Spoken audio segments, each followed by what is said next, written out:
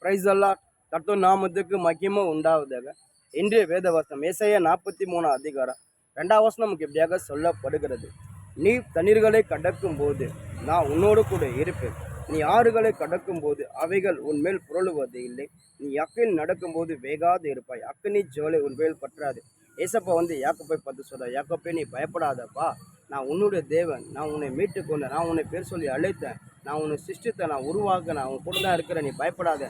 நீ தண்ணீரை கடக்கும் போது நான் கூட வருவேன், நீ அக்கில் நடக்கும்போது நான் கூட தான் வருவேன், நீ எங்கே போனால் நான் கூட தான் வருவேன், நீ பயப்படாதப்பா, நான் உன்னோட கூட எதுவும் சொல்லி ஏசப்பா யாக்கோப்பை பார்த்து சொல்றாரு.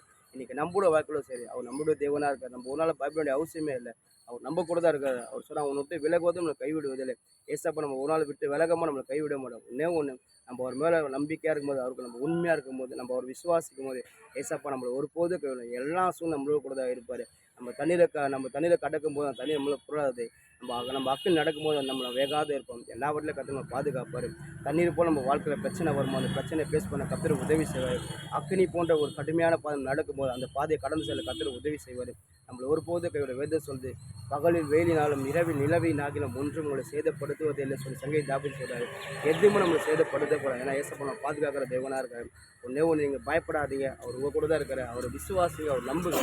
ஏசப்பா உங்களை ஒருபோதும் கைவிட மாட்டார். அவர் உங்களோட தேவன், என்னுடைய தேவன். அவர் உங்கள் கூட தான் இருப்பார். ஆமென்.